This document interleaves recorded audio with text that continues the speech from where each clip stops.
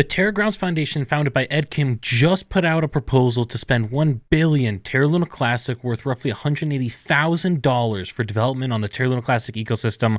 Let's talk about what this entails. Ed put out this Twitter thread talking about the discussion for the use of the multi-sig funding, the development funding, how the multi-sig wallet's going to be used, a lot of that. And he talked about how Vegas put out his proposal for the use of the multi-sig wallet. Currently, Alex is suggesting that the funds are obtained and burned. And then Ed talks about what he thinks is the best way going forward, not necessarily for the multi-sig wallet, but just to get things going for the community and for the ecosystem. That's where he talks about this proposal right here that we're going to be discussing in this video. This was put out by Marco. Now, for anyone who doesn't know who Marco is, let me show you.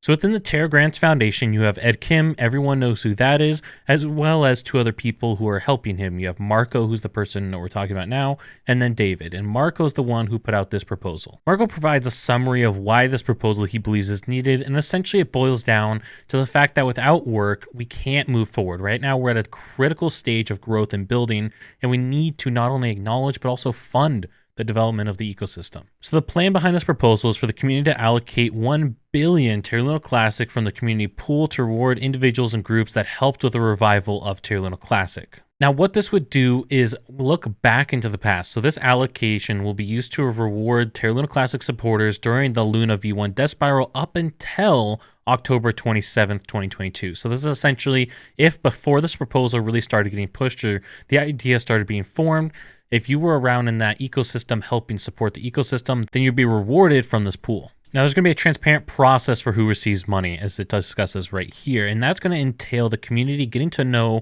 when the applications were received, the date, time, and who ended up submitting applications, and it's going to be done on a first-come, first-served basis.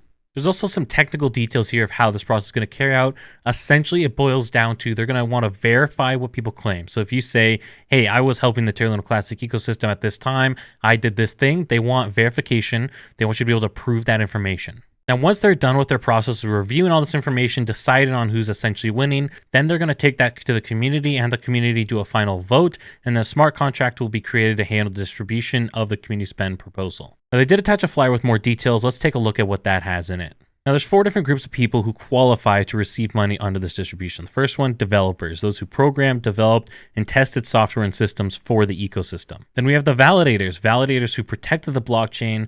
A lot of them ran at a loss for a long time while they were helping secure the blockchain, keep the blockchain running, and overall just committing to the ecosystem. They were losing money every month by running the validator nodes due to the cost. Then you have projects, so this would be individuals or teams who built protocols and tools on the Layer 1 Terra Luna Classic blockchain in order to provide future utility and activity. And then finally, community ambassadors. Now, community ambassadors, these would be people who provided updates, education, discussion, and really provided value for the community, but they didn't do it in a technical way. So people who make YouTube videos like myself, people who go on Twitter to give people updates, the team over at LUNC Penguins who built a great platform for data for people to view, all those people would fit within this community ambassador section. So this project would start by allocating 350 million Terra Luna Classic to developers. They'd allocate 250 million to validators, 250 million to projects, and 150 million to project ambassadors or community ambassadors. So right now, this equates to roughly $60,000 for the developers, roughly $45,000 for the validators and projects, and $25,000 for the community ambassadors.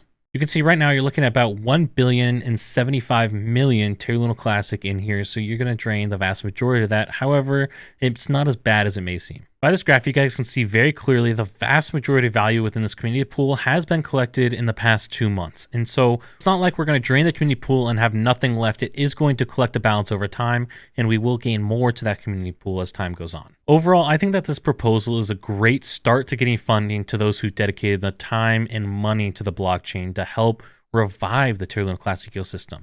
We talk a lot about the developers behind Terra Luna Classic, the work that they did to revive, enable staking, enable voting, enable a lot of things again. We talk a lot about the work of developers in the ecosystem, but people overlook the work of other people as well. Running a validator node costs $500 to $1,500 a month, and there's a lot of validators who don't have currently the needed roughly 0.5% to break even. So you're looking at a lot of them who don't have 0.5% voting power, and they're losing money every month to be part of the ecosystem. I think it's really important for us to give back to those who supported the ecosystem and got us to where we are today. We have a lot of discussions about funding going forward, but it's important to also recognize the sacrifices and the effort that went into previous work as well. We talk about funding developers going forward, but I think it's also important to acknowledge that yes, while they were willing to work for free, you have a lot of other people who, sure, they took the stance and they were willing to run a validator node at a loss. They're willing to run a database at a loss. There are people who are willing to do something and sacrifice for the community. But now that we do have funding, we should recognize and encourage them. We should recognize and encourage that kind of behavior by rewarding that behavior. Overall, I think this is a great proposal. You have the Terra Grounds Foundation verifying and checking who's going to get some funding. And I think overall, this is great to fund those people that need the funding.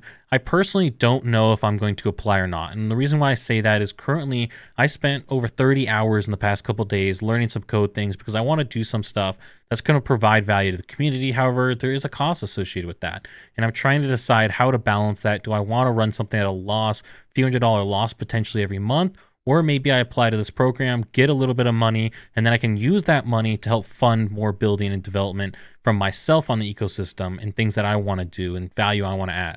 Let me know in the comments down below. What do you guys think? Should I just not apply, or should I apply and then spend that money towards providing value back to you?